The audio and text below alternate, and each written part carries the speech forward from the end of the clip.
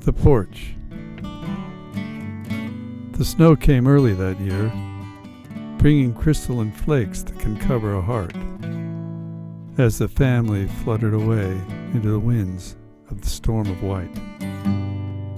The meeting of the two brothers was on the front porch in the early summertime, standing barefoot from the warm summer day. They were together for a short time on that day that one of them would be leaving the next morning long before sunrise, half the family splitting suddenly away and going south. The two would perhaps talk one day in the future of this day, and others, days of the dim red house on the circle road with the island in the circle center. And they would think of the snows of Onondaga County stacked high by the huge orange manliest snowplows. They may perhaps talk of old times with the winds piling high, the white drifts for the children's igloos secret from the community and iced bright, the snowbanks with the sun shining wildly into and through their frigid icy white spaces. There was the way things used to be, the way life had been, far away in time, and now there's only a bleakness. I too wanted to go away, to say the road beckons and leave. The snows early in this year brought a harsh cold breaking into a warm life.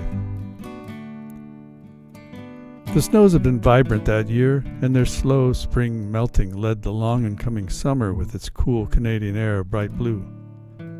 This crystalline air held that same sun of the icy days, a sun that now shone upon a hillside by the lonely high school of upstate New York in mid-June's graduation from one more year. There was the signing of yearbooks and laughing of friends who would be parting, separating at least for the summer months. His mother and younger brothers had already left now, 2 years before these yearbooks on the hill. And to mark the metronome of time from his blank memories, in that coming August, the Texas marksman on Austin's tower would take his deadly aim. And I helped lead the way, so it all happened and is no more. The early snow and frost air bites with each breath to freeze another second of life. Now, scrolling years ahead, there's a lonely gray hillside in the rain that is many miles and years away from the upstate snows. He, the older, can hardly remember the driving away and the surreptitious stealing of half a family in the middle of the night. His memory has only glimpses of images as the car would head south on Interstate 81, past the U-shaped valleys formed from ancient glaciers. But he will remember at least the lights of his city fading from his view. He would not return to his brother, carefree and barefoot on that summer porch in the midstream of July. Then I found, after almost a life of years, I carried that family with me. The family had never left, though now long gone from outer trappings. His younger brothers soon that next day would knock on the side door of the red house, around the corner from the porch, looking for the missing half family. He would scan the time and wait, but now they were gone, split into the wistful air with no single amount of goodbyes except to the wind. For this brother, there was only a wind whistling hello goodbye to a family now of nowhere. The midnight drive of the older brother, 12 hours before, had been a trip south with the receding light of a vanishing life out the rear window. With sleep, this drive was but a moment, was but a retreated, glancing life of something that was, yet now gone. And this brother's sleep's calling had gently covered the less heralded moments for him as they slipped by. The early fall storm of snow had flown off to the east, but is not gone. Look in my direction and stare into my eyes. The soul of a family is with me. I still feel, therefore I am. And now in the present, and standing by a green yet grayed hillside without kites, the older brother's eyes are moist with the mist in the air. The hillside is raining upon the spring blossoms of dogwood, and these blossoms are falling in puddles and streams from the road.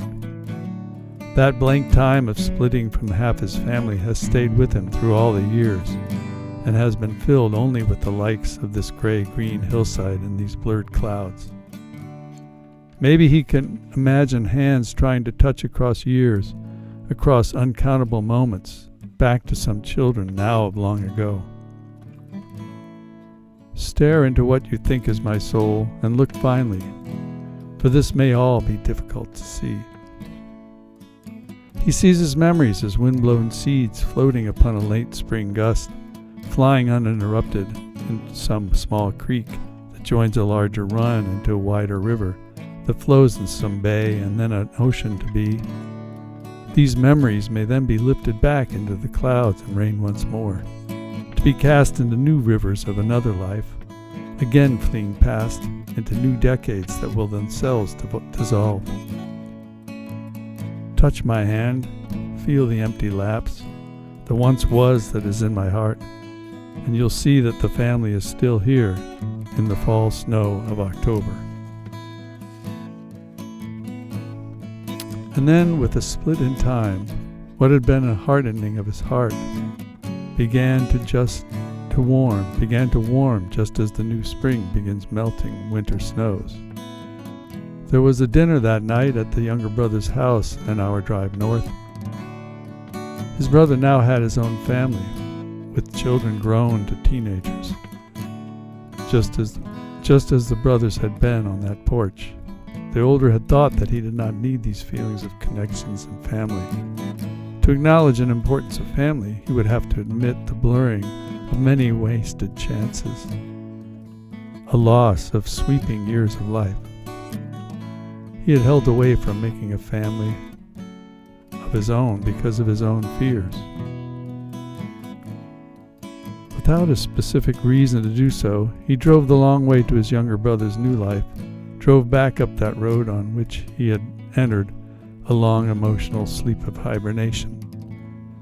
The children are themselves growing towards the swift rivers of moments that pass by, and time's flow would spill backwards and forwards to its next steps. Look at me and hold me. Hug me close, for I am here. I am and always will be with you.